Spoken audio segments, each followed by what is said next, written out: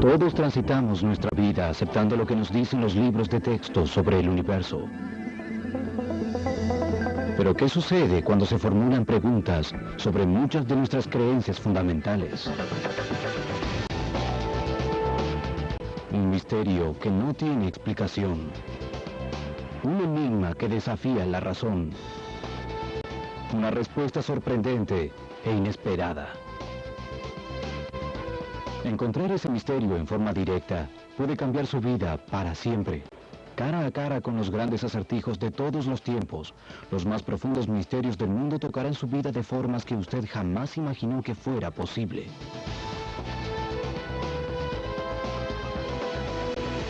Encuentros con lo inexplicable. Casi todos en algún momento u otro sentimos el impacto del clima. Tempestades, lluvias heladas, huracanes, inundaciones y tornados son simplemente parte de la vida en este planeta. ¿Podría un repentino cambio en los patrones climáticos del mundo también ser la causa de nuestro fin? Uno de los mayores misterios del mundo en que vivimos es cómo la Tierra logró quedar ubicada precisamente a una distancia perfecta del Sol para permitir que haya vida en ella. Un centímetro cósmico más cerca o más lejos y no estaríamos aquí.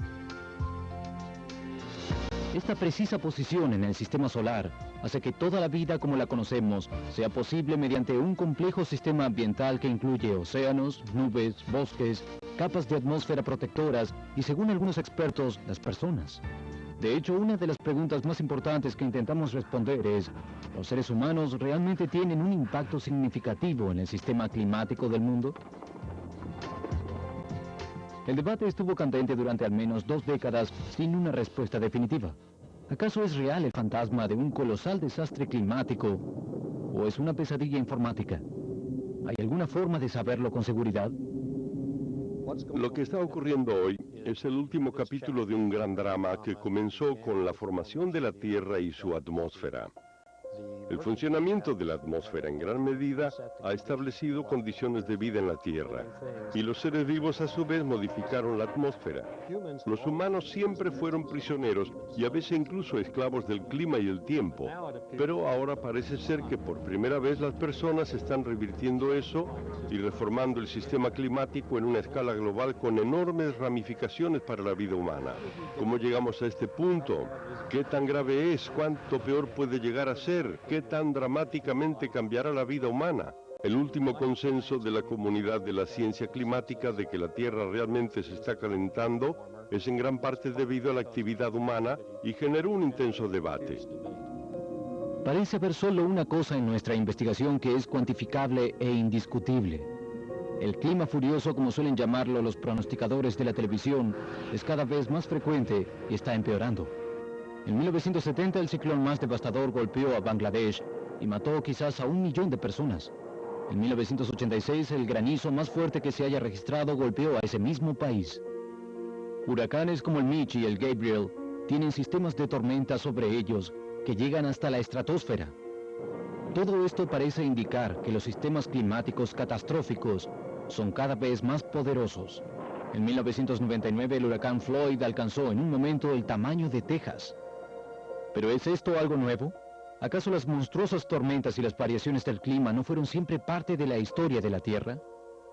Cada vez son más las pruebas de que el clima está cambiando mucho. Sin embargo, hay gran confusión alrededor del debate sobre el clima. Uno de los motivos es que el clima y el tiempo en sí son incomprensibles no solo para la mayoría de la gente, sino en cierto modo para los científicos. Otro motivo es que intereses creados de todos los sectores complicaron las cosas, por lo que caritativamente podría llamarse una lectura selectiva de la evidencia científica. Por un lado están los que insisten en que los cambios en el clima finalmente resultarán beneficiosos o, en el peor de los casos, benignos. Por otro lado, algunos grupos ecológicos sostienen que si esperamos la evidencia científica, será tarde para evitar la verdadera posibilidad de un gran cambio climático catastrófico, que en el próximo siglo podría hacer que gran parte de nuestro planeta sea efectivamente inhabitable. Durante las últimas 2 décadas, este es el panorama que nos pintaron algunos expertos en climatología. Esta teoría es producto de los llamados gases del invernadero, que resultan en una condición descrita como recalentamiento global. Pero no todos los expertos están de acuerdo con las condiciones o las conclusiones. Alrededor de 4 a 7.000 años atrás, la Tierra era 1 o 2 grados Celsius más caliente que en la actualidad. No sabemos por qué, pero lo que sí sabemos es que ese periodo acompañó el nacimiento de la civilización. Los libros sobre el clima escritos antes del actual furor del recalentamiento global se refieren a ese periodo como el clima óptimo. Todos tienen sus teorías sobre el cambio climático. Lo que debemos entender es que si gastamos tanto dinero en un problema, se convierte en un problema. Se invierten $2.000 millones por año en investigaciones sobre el cambio climático global. Si esperan que digamos al Congreso no lo necesitamos, son ingenuos acerca de cómo funcionan las cosas en Washington. Obviamente hay firmes opiniones a ambos lados del asunto, pero aún mientras el debate continúa, se están descubriendo otros factores que aumentan la confusión. La temperatura de la superficie de la Tierra ha aumentado en algunas regiones, pero en otras, como en la Antártida, no subió en absoluto. Allí durante los últimos 30 años hubo un enfriamiento promedio a pesar del rápido incremento de los gases del invernadero.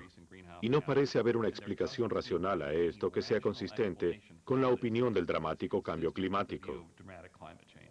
Para muchos estadounidenses acostumbrados a temperaturas que cambian hasta 50 grados de verano a invierno cada año, un poco más que 1 grado en una década no es algo significativo. E inclusive si estas minúsculas variaciones de temperatura son reales, ¿cómo afecta eso la seguridad del planeta? Una gran lección para el debate actual sobre el clima que surge de todo el estudio es que no necesariamente se requiere de un gran cambio en la temperatura global promedio para que ocurra un desastre climático. Por ejemplo, en el siglo XIII y durante un tiempo después, el llamado pequeño período glaciar ocasionó a Europa mucho sufrimiento. Pero en este momento la temperatura global promedio probablemente nunca llegó a ser 1,5 grados más fría que ahora. Eso puede ser cierto, pero para una persona común que disfruta el calor del sol durante una tarde de verano, todo esto suena como el conjuro de hechiceros de alguna magia negra. ¿Estamos siendo conducidos por el famoso camino del engaño por el bien de grandes subvenciones para la investigación? ¿O hay alguna base científica para predecir una catástrofe climática? Los científicos no tienen dudas de que sin el efecto invernadero este planeta sería una bola de hielo.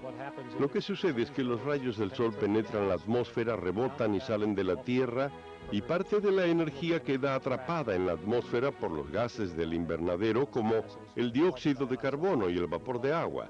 Si ese calor no quedara atrapado, el planeta sería demasiado frío para habitarlo. Lo que cambió ahora es que la actividad humana está aumentando los gases del invernadero y estos atrapan más calor. Hay mucha información en Estados Unidos que demuestra un aumento sistemático, a largo plazo, de calor extremo en el verano y fuertes tormentas en décadas recientes. Al mismo tiempo, los ejemplos de frío extremo se han vuelto mucho menos frecuentes. El aumento de extremo calor y precipitaciones es uno de los signos más significativos e importantes del cambio climático, y los científicos lo vinculan al recalentamiento global. Si el aumento de la temperatura predice un cambio climático catastrófico y el incremento de la temperatura se debe al recalentamiento global, o como lo llaman algunos expertos, efecto invernadero, aquellos que no somos especialistas climáticos necesitamos algunas respuestas para que nos ayuden a salir de la confusión. ¿Hay alguna información confiable que incline la balanza hacia un lado o el otro? La temperatura de la superficie ha aumentado de 7 a 10 grados en los últimos 100 años, pero no tenemos registros certeros de la Antártida, y me gustaría saber que en las últimas 3 décadas ha estado enfriándose. Sin embargo, ese calentamiento no es necesariamente compatible con un cambio en el efecto invernadero, ya que alrededor de la mitad de ese calentamiento ocurrió antes de 1940, antes de que pusiéramos muchos de los gases del invernadero en la atmósfera. El calentamiento posterior a 1975 tiene casi la misma magnitud que el de los comienzos del siglo XX, y ese tendría más que ver con los gases de invernadero. Por ahora, lo único en que todos parecen estar de acuerdo es en que la temperatura global de la Tierra realmente está aumentando, aunque sea un poco. ¿Pero eso significa que es inevitable un cambio climático global? El rol de la actividad humana en todo esto se ha convertido en una cuestión de política internacional, y los Estados Unidos es el foco de la mayoría de los planeamientos políticos. Pero aun si las preocupaciones son reales, ¿hay algo que se puede hacer al respecto? ¿Es la actividad humana la causa o inclusive un factor contribuyente a lo que podría ser el mayor desastre climatológico de todos los tiempos? Analicemos algunas respuestas alarmantes y alentadoras. mayoría de nosotros alguna vez terminamos llevando un paraguas un día de sol radiante o temblando en una tormenta de nieve porque dejamos nuestro abrigo en el placar cuando el meteorólogo local dijo que estaría soleado y cálido. De hecho, ver el pronóstico del clima en las fuentes no confiables se convirtió en una especie de broma. La pregunta entonces es, ¿puede una ciencia que tiene dificultades para predecir la tormenta de mañana realmente pronosticar un desastre climático de proporciones globales en algún momento incierto del futuro? La verdad es que la ciencia de la climatología es relativamente nueva, y como lo han descubierto la mayoría de los pronosticadores, la madre naturaleza no siempre obedece a una estricta serie de reglas. Parece ser que solo se puede confiar en que la naturaleza está llena de sorpresas. Entonces, ¿cómo pueden saber los expertos qué ocurrirá bajo una cierta serie de condiciones? Las predicciones acerca de la respuesta climática de la Tierra ante gases de invernadero son un resultado de diseño por computadora. Esto comenzó en los años 70 con Siakura Minabe del Laboratorio de Dinámica de Fluidos Geofísicos en Princeton y James Hanson, un climatólogo del Instituto Goddard. Fueron pioneros en lo que se convirtió en una creciente cofradía de modeladores del clima. ¿Pero pueden los modelos informáticos realmente predecir el futuro del clima en todo el globo? Si eso en verdad está sucediendo, ¿hay algún grado de unanimidad entre los científicos que monitorean los efectos del calentamiento global? Muchos de mis colegas que estuvieron estudiando el clima durante mucho tiempo son muy escépticos acerca de las hipótesis del calentamiento global. Y creemos que la mayoría de los cambios en la temperatura que se han observado en las últimas décadas o en el último siglo es principalmente de origen natural. No todos los críticos están de acuerdo con los mismos puntos de vista científicos, pero todos en general convenimos en que cualquier medida de temperatura que se haya tomado en las últimas décadas o el último siglo que compruebe un pequeño aumento en la temperatura global, no prueba la idea de que sea un cambio producido por el hombre. Cualquier calentamiento futuro causado por las emisiones de dióxido de carbono será mínimo. Los modelos informáticos del futuro tienen tantos defectos que no pueden tomarse con seriedad. Suponiendo por el momento que la mayoría de nosotros estaríamos dispuestos a asumir el costo para evitar que el mundo quede enterrado bajo toneladas de hielo y nieve, ¿qué medidas podemos tomar, sean grandes o no? En tal caso, ¿cómo sabemos si realmente es nuestra culpa? La idea de que la actividad humana tiene algo que ver con el calentamiento global no es para nada nueva. En 1827, el barón Jean-Baptiste Joseph Fourier fue el primero en observar el efecto invernadero. Teóricamente, lo que se necesita hacer es reducir la cantidad de dióxido de carbono y otros gases de invernadero en la atmósfera y el problema del calentamiento se solucionaría. Pero muchos de los que aseguran que las personas están haciendo la diferencia, sugieren que haga lo que se haga, alguna medida de cambio climático ya es inevitable. Es más, un reciente informe del equipo intergubernamental autorizado sobre cambio climático, el Cuerpo de las Naciones Unidas establecido en 1988, ha reafirmado en términos firmes que el clima está cambiando en formas que no pueden explicarse por la variación natural y que el calentamiento global está ocurriendo ahora. Según el informe, la última década fue la más cálida que se haya registrado, y la causa principal del calentamiento global proviene de los efectos humanos que cambian la composición de la atmósfera, principalmente por el uso de combustibles fósiles. El informe indica que se esperan cambios climáticos sustanciales y quizá hasta catastróficos en todos los casos posibles del futuro, y que el grado de calentamiento reciente es mayor que al menos en los últimos 10.000 años, período en que se desarrolló la civilización humana. ¿Pero es todo esto cierto? ¿Cómo se llegó a estas sorprendentes conclusiones? ¿Qué hace que algunos científicos estén tan seguros de que el calentamiento global está ocurriendo mientras que otros opinan que la posibilidad del fin del mundo es un disparate?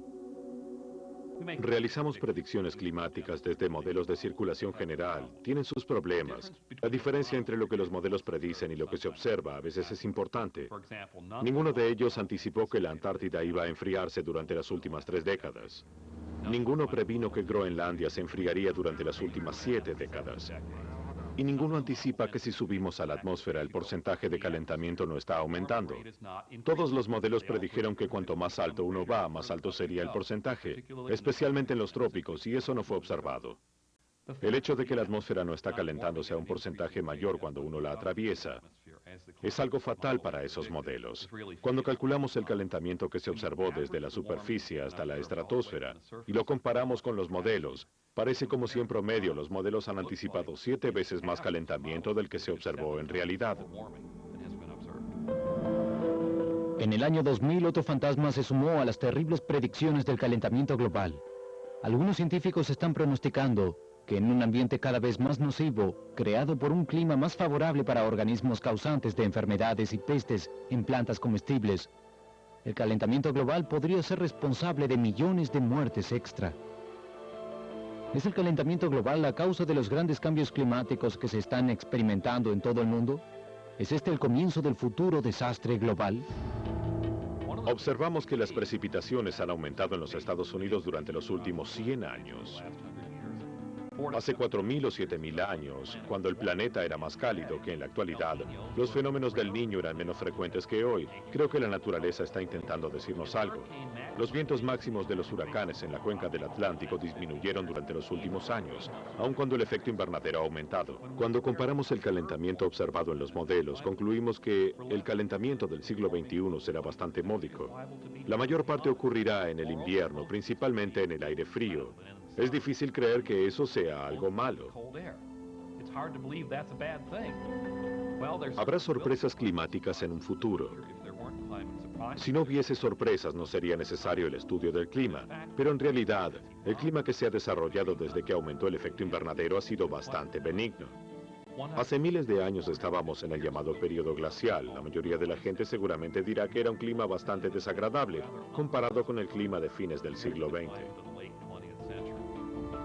La información más consistente que tenemos nos da un panorama favorable para el futuro cambio climático, pero el efecto invernadero hará que el clima cambie.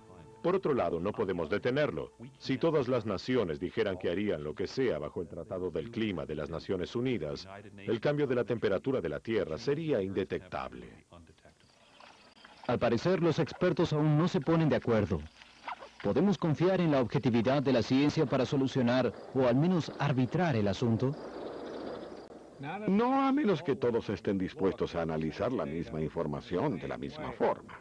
Muchos científicos del clima señalan que las temperaturas basadas en la superficie son demasiado pocas en número y espaciadas en forma muy irregular como para generar mapas exactos de temperatura global, ya que miden menos de 1/3 del clima de la Tierra y están influidas por islas de calor generadas por los centros de población que las rodean.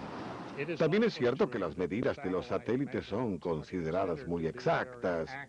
Concuerdan muy bien con las medidas de globo aerostático desde 1979 en adelante.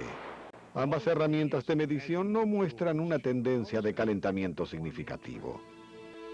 Al parecer, cuando se trata de la condición actual del clima mundial, nada es incuestionable. Pero dejando de lado por un momento la posibilidad de una supertormenta global, el panorama no es del todo desolado. Hay un aspecto positivo y otro negativo en el impacto del calentamiento global. El cambio climático produciría cosas buenas y malas durante el próximo siglo.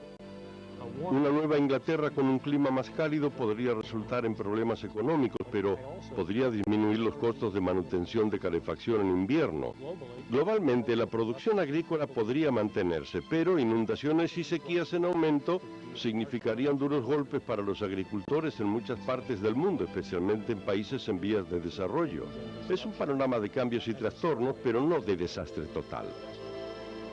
Desde luego, todo eso supone que el calentamiento global no resulta en una catástrofe climatológica mundial.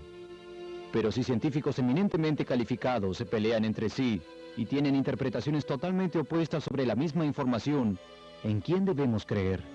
¿Marginado no solo el debate, sino también la ciencia?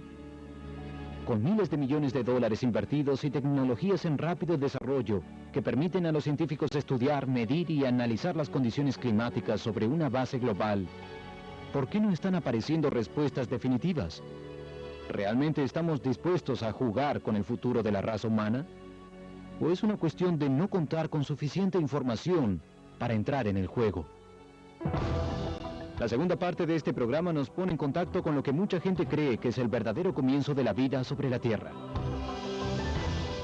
En la actualidad hay muchas personas de todos los rincones del mundo interesadas en estas fotografías, porque créase o no, una de estas imágenes satelitales podría enseñarnos el camino hacia el jardín del Edén. Escrituras antiguas halladas en el libro del Génesis nos brindan varias pistas tentadoras que podrían señalar la ubicación del legendario paraíso conocido como Edén. Pero estos indicios no son tan específicos como quisieran los investigadores. De hecho, varias personas aseguran haber encontrado el jardín del Edén, pero difieren en su ubicación. ¿Es posible que haya más de un lugar en la Tierra que concuerde con el mapa de ruta de la Biblia? ¿Y podremos saber alguna vez cuál es el sitio verdadero? Edén Norte y Edén Sur. Así es como podrían describirse las dos teorías principales sobre la ubicación del jardín del Edén.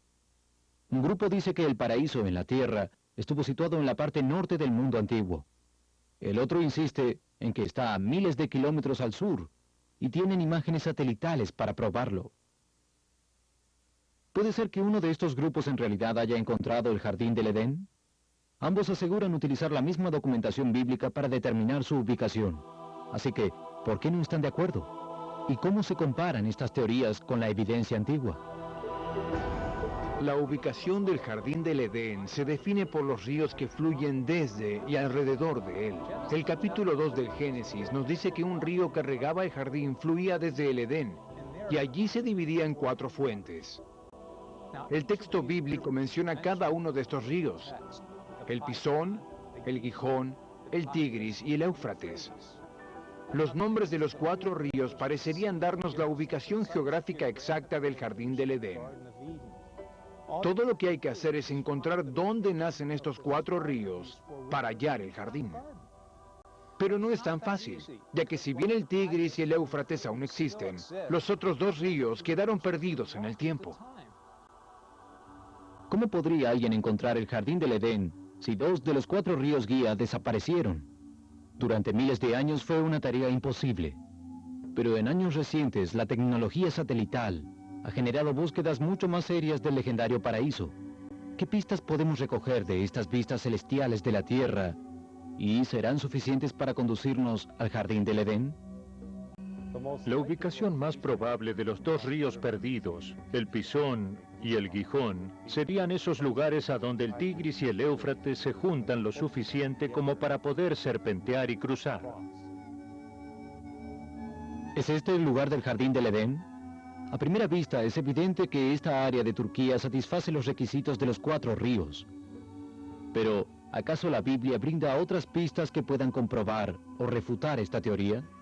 Y de ser así, ¿esas pistas indican una ubicación totalmente distinta? La Biblia hace algunas afirmaciones eliminatorias acerca de dónde están situados estos 4 ríos del Edén. En especial son interesantes las descripciones de los 2 ríos perdidos. En primer lugar, se dice que el Pisón fluía alrededor de toda la tierra de Evila. Y la Biblia nos dice que Evila tiene grandes recursos naturales, como oro, ónix y bedelio. Esta es una resina aromática parecida a la mirra. Los antiguos la consideraban casi tan valiosa como el oro. ¿Existe la tierra llamada Evila? De ser así, claramente no está indicada en los planisferios modernos. ¿Pero podemos hallar a Evila localizando su oro? ¿Y acaso este intrigante camino nos conducirá a Turquía o a algún sitio totalmente nuevo? Para localizar el jardín del Edén, los investigadores usaron todas las pistas disponibles, así que ubicar la tierra a la que la Biblia llama Evila es clave. Los arqueólogos bíblicos creen que Evila está en Arabia Saudita Occidental. Aquí se encuentra una de las minas de oro más ricas del mundo, conocida como la Cura del Oro, ya que fue cavada por primera vez a comienzos de los tiempos bíblicos. De hecho, algunos estudiosos de la Biblia la consideran como la posible mina del rey Salomón. El problema de localizar la tierra de Evila es que en la actualidad la zona es un gran desierto caluroso sin señales aparentes de que allí hayan existido ríos. Al menos eso se creía hasta que se obtuvieron imágenes de la tierra tomadas desde el espacio que permitieron hacer un asombroso descubrimiento. Un geólogo de la Universidad de Boston, mundialmente famoso, Farouk El-Baz, examinó estas imágenes y descubrió pruebas concretas de un río extinto, llamado río Kuwait, porque en un momento fluyó a lo largo de Arabia del Norte y llegaba hasta Kuwait. Así que tenemos un río extinto, un área que es rica en oro, y esa misma área tiene los recursos naturales para producir bedelio, tal como lo dice la Biblia. Basados en estas pruebas, algunos estudiosos afirman que el río Kuwait tal vez fue el río Pisón, mencionado en el Génesis. ¿Es posible que el río extinto de Arabia del Norte sea el desaparecido Pisón del Edén? Parece cuadrar con la descripción dada en la Biblia. ¿Pero qué hay del río Gijón? ¿Hay alguna pista de él? Otra pista que la Biblia nos da en cuanto a la ubicación del Edén tiene que ver con el segundo río perdido, el Gijón, el cual se dice que rodea la tierra de Cus. En el siglo XVII, los traductores de la Biblia del rey Jaime igualaban la tierra bíblica de Cus con la antigua región del noreste de África, conocida como Kush. Pero un reciente descubrimiento pone en duda esta conclusión. De hecho, muchos estudiosos de la Biblia ahora creen que los traductores del rey Jaime cometieron un error y que el nombre del territorio donde fluía el río Gijón es en realidad Kashu. Si esto es cierto, entonces tenemos algo, porque Kashu es una tierra que los arqueólogos pueden identificar. Perteneció a una comunidad llamada los casitas, quienes conquistaron la Mesopotamia cerca del 1500 a.C., y sabemos que la antigua Mesopotamia está ubicada en la actual Irak. Debido a la no identificación de la tierra de Cus, los esfuerzos por encontrar el jardín del Edén han estado bloqueados durante miles de años. ¿Es posible que la última pieza del rompecabezas finalmente esté puesta en su lugar? ¿Y revelará la ubicación del último río desaparecido? Basados en esta nueva identificación de la tierra de Cus, muchos estudiosos llegaron a la conclusión de que el río Gijón de la Biblia tal vez sea el río Karun de la actualidad. El curso del Karun comienza en Irán y fluye hacia el sudeste, al Golfo Pérsico. Al unir todas las pistas, algunos estudiosos deducen que el jardín del Edén debió estar situado en el extremo superior del Golfo Pérsico, en un momento en que los 4 ríos se unían y fluían por dicha área. ¿Acaso el jardín del Edén fue hallado en el área del Golfo Pérsico? De ser así, la situación política de esta parte del mundo haría difícil la búsqueda de este paraíso perdido.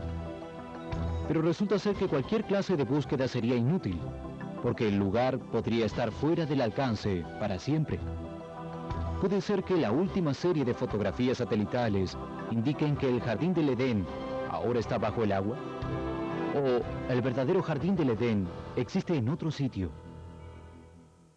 En la fachada occidental de la mezquita Cúpula de la Roca en Jerusalén, hay una inscripción en árabe que dice: la roca del templo del jardín del Edén.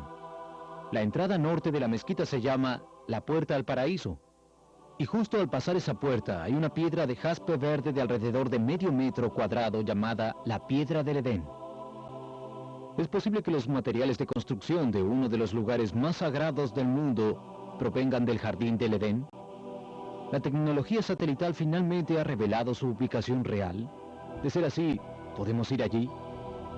Con el descubrimiento del desaparecido río Pisón en Arabia Saudita y la identificación del río Gijón en la actual Irán, todas las piezas del rompecabezas del Edén se han acomodado. Pero aunque se encontró la ubicación aproximada del jardín, en realidad no estamos más cerca de verlo que antes.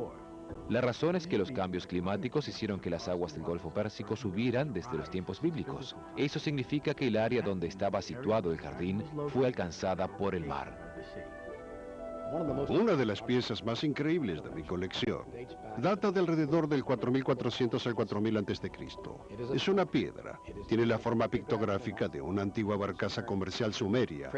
Al dorso de la pieza están grabados símbolos pictográficos sumerios que revelan una sorprendente historia.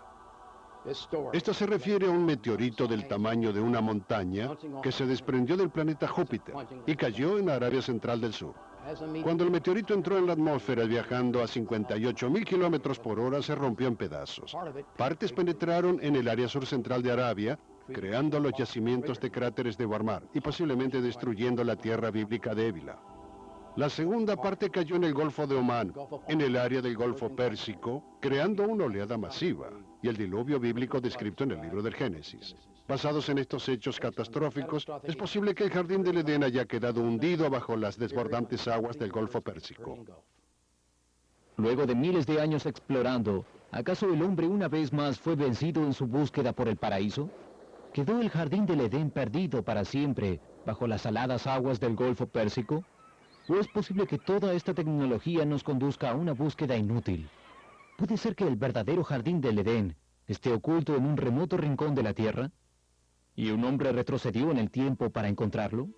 Tenemos tradiciones afuera de la Biblia, incluyendo los babilonios y los sumerios, quienes mencionaron una tierra mágica al otro lado de las montañas. ¿Podrían las leyendas de antiguas culturas guiarnos hacia la auténtica ubicación del jardín del Edén? En abril de 1997, el arqueólogo David Rohl comenzó a buscar el paraíso perdido usando información reunida de placas de arcilla sumarias de más de 5.000 años de antigüedad. Hay un poema épico muy antiguo titulado Enmerkar y al Señor de Arata. Este lugar Arata al cual va el visir de Enmerkar está del otro lado de las montañas. Probablemente sea el Ararat de la Biblia, el sitio donde descansó el arca de Noé. Y este lugar, este Arata, además tiene un llano. La palabra sumeria es Edín, que es el Edén de la Biblia. El Edín es una palabra sumeria, significa llano, terreno abierto sin cultivar. Es el panorama que uno imaginaría en el caso de Adán y Eva, ya que en esa época no tenemos registros de cultivación. Enmerkar es el rey de Uruk. Hoy está en el sur de la Irak actual. Su mensajero es enviado a las montañas, los montes sagros, a un lugar llamado Arata al norte de las montañas. Él lleva los mensajes del rey de Uruk, Enmerkar, así que en realidad es el primer cartero de la historia. Las relaciones diplomáticas entre Uruk y Arata no marchaban bien. De hecho, luego de 15 años de discusiones entre los dos reyes, Enmerkar eventualmente invadió Arata y se llevó oro y piedras semipreciosas para adornar un templo en Uruk. Por supuesto, el propio Edén era rico en oro y piedras semipreciosas. El viaje del mensajero desde Uruk a Arata incluía atravesar 7 portales. Estos portales son como pasajes en la montaña o gargantas, así que había que cruzar 7 cadenas de montañas para llegar a Arata y por lo tanto al Edén. Esto podría ser similar a lo que en la tradición hebrea llamamos los 7 cielos. Cuando uno llega al 7º cielo, llegó al paraíso. ¿Cómo podría el jardín del Edén estar situado en las montañas de Irán occidental? Después de todo, las fotos satelitales han llevado a otros expertos a situar el paraíso bíblico a miles de kilómetros de distancia. ¿Puede ser que los registros antiguos sean más confiables que la tecnología moderna? ¿Y acaso las pruebas demuestran que la tercera ubicación cuadra aún más con la descripción bíblica que las otras 2 posibilidades? En este remoto rincón de Irán occidental pueden encontrarse 4 ríos principales. Estos incluyen el Tigris, el Éufrates, el Aras y el Izum. Si bien 2 de los 4 nombres concuerdan con el mapa de ruta de la Biblia, los otros 2 nombres se parecen poco a los 2 ríos perdidos de la Biblia. Es posible que estas 2 vías de agua modernas estén conectadas con los ríos Pisón y Gijón del Edén. Buscar el río Gijón es bastante difícil. El nombre no existe en la actualidad en la tipografía moderna de la región. Sin embargo, cuando ocurrió la invasión islámica en el siglo VIII después de Cristo, se encontraron con un río al cual hoy llamamos Aras y lo identificaron como el de Gaihum. Este bien podría ser el Gijón en hebreo. Hace 100 años, si buscábamos en las enciclopedias, veíamos el nombre Gaihum o Gijón Aras. ¿Cómo es posible que los investigadores del siglo XIX hayan hecho una conexión entre estos 2 ríos mientras que los del siglo XX parecieron pasarla por alto? Más importante, ¿hay pistas adicionales respecto a la ubicación del Edén ocultas en publicaciones de la era victoriana? Los investigadores victorianos sabían de una tierra llamada Casia clásica, que estaba en el área de Azerbaiyán. A través de ella fluía el río Aras. Esto se identifica con la tierra de Kuz, al igual que Casia, por donde fluía el Gijón. Así que el Gijón Aras es el Gijón de la Biblia que fluía por la tierra de Kuz. ¿Tenían razón los investigadores victorianos en situar la tierra de Kuz en la actual Azerbaiyán? ¿Hay alguna evidencia de que el nombre Kuz haya sobrevivido hasta hoy? Puede ser que el saber del pasado haya superado, una vez más, a la tecnología moderna. Durante su viaje a las montañas de Irán, el arqueólogo David Rohl usó información proveniente de una antigua leyenda sumeria para encontrar varias huellas claves. Pero estas pistas ¿realmente lo estaban conduciendo a la bíblica tierra del Edén? Varias piezas del rompecabezas debían acomodarse antes de que pudiera estar seguro de su descubrimiento. ¿Sería posible situar la última vía fluvial perdida o acaso el río Pisón había desaparecido para siempre? El libro del Génesis nos dice que el jardín del Edén está al este del Edén, en otras palabras, dentro de los límites de la tierra del Edén. Y al este de esa área hay un valle muy fértil rodeado por altos picos montañosos. En su lado norte este valle limita con una montaña llamada Kusedag, y Kusedag en la lengua moderna significa la montaña de Cus. Y Cus es la tierra que está más al norte de este valle. Identificar al Gijón es fácil comparado con intentar hallar el Pisón, el cuarto río. No hay ningún río en esta región con un nombre que suene similar. Sin embargo, el cuarto río principal del área de la montaña se llama Kasel Huizun, que en iraní significa el gran oro. Creemos que el nombre Huizun podría ser la versión iraní original del Pisún de la Biblia. La única diferencia son las letras P y S que fueron cambiadas. Así que de Huizun pasamos a Pisún o Pisón. El capítulo 2 del Génesis nos dice claramente que 4 de las vías fluviales o fuentes de 4 grandes ríos de la región comienzan en el Edén. Entonces, todo lo que debemos hacer es seguir los ríos hasta sus orígenes y así llegaremos al Edén. ¿Por qué a nadie se le ocurrió esto antes? ¿Acaso el arqueólogo David Rohl realmente localizó la tierra bíblica del Edén? Su identificación de los 4 ríos de la Biblia es sin dudas asombrosa, y la conexión que hizo con la tierra de Cus da testimonio de la credibilidad de su teoría. Pero ¿qué hay de la tierra de Evila mencionada en el Génesis? ¿El Edén de David Rohl llena los requisitos? El cuarto río del Edén, el Pisón, fluía a través de la tierra de Evila. En un mapa moderno esto sería la provincia de Angarán al occidente de Irán. Esta área es rica en oro y piedras semipreciosas, al igual que Evila era rica en oro y piedras preciosas. El nombre del río Kasel Huizun significa la dorada Huizun, o en términos bíblicos, el pisón dorado. En esa área hay muchas minas de oro antiguas. Fue en abril de 1997 cuando David Rohl emprendió su viaje para localizar la tierra del Edén, y hasta ahora, toda su investigación parece estar resultando. Los 4 ríos bíblicos del Edén fueron localizados, junto con las tierras de Cus y Evila. Pero ¿dónde estaba situado el jardín? La tierra del Edén es una vasta área, pero el Génesis nos dice específicamente que el jardín del Edén está al este del Edén, dentro del Edén, pero en la parte este. Allí es donde debemos buscar al jardín de Adán. Debemos tener en cuenta que el jardín del Edén es un lugar natural, no es un jardín artificial. Las palabras hebreas Gan Eden significan un jardín amurallado, pero no es un tipo de jardín artificial. Debemos imaginar un espacio natural, tal vez un valle rodeado por altas montañas. La palabra griega paraíso, pairidaesa, que proviene del persa, significa parque real o terreno de casa cercado. Ambas ideas nos dicen que debemos buscar un valle rodeado por altas montañas. Este valle del jardín es un lugar extraordinario. Al oeste limita con un gran lago llamado Lago Urmia con sus pantanos. El valle en sí es largo y fino y se extiende de oeste a este. A través de él fluye un hermoso río, el cual baja de las montañas. Al sur y al norte hay altos picos que protegen al valle. Al este hay un pasaje que lleva a la salida del jardín hacia un lugar llamado Nogdi en la lengua local, que significa que pertenece a Nogd. Y Nogd podría ser el sueño bíblico. Climatólogos han deducido que esta área era mucho más floreciente en tiempos antiguos, hace varios miles de años. El valle en sí estaba protegido, tenía una especie de microclima con vientos cálidos provenientes del oeste. Era sumamente fértil, tenía mucha agua y muchas áreas para sembrar plantas y cultivar. Era verdaderamente un paraíso en la tierra. Con la tecnología satelital moderna que nos brinda una vista celestial de nuestro planeta, el hombre moderno puede mirar la Tierra como si fuera un mapa del tesoro. Pero puede utilizar este conocimiento para determinar con exactitud la ubicación de lo que una vez pudo haber sido un paraíso terrenal. Como hemos visto, más de una X marcan el lugar del tesoro que el hombre ha buscado durante miles de años. ¿Podremos alguna vez determinar cuál de estos lugares, si es que los hay, fue el verdadero jardín del Edén? ¿O estamos perdiendo el tiempo buscando un lugar que ya no existe? Algunos creen que el jardín del Edén estaba situado cerca de los ríos Tigris y Éufrates de la actualidad, porque esos son los ríos mencionados en el libro del Génesis. Sin embargo, si además creemos que el relato del diluvio de Noé en el capítulo 7 del Génesis es históricamente preciso, entonces es fácil entender cómo la destructividad de ese diluvio probablemente enterró al jardín del Edén y a cualquier río bajo miles de metros de sedimento. Pareciera que los sobrevivientes del diluvio le dieron a los ríos que están alrededor del monte Ararat los mismos nombres que tenían antes del diluvio, el Tigris y el Éufrates. ¿Acaso el jardín del Edén aún existe o desapareció para siempre? Cual sea el lado que tomemos en el debate, no puede negarse que la historia del jardín figura en muchos de los registros culturales antiguos conocidos por el hombre.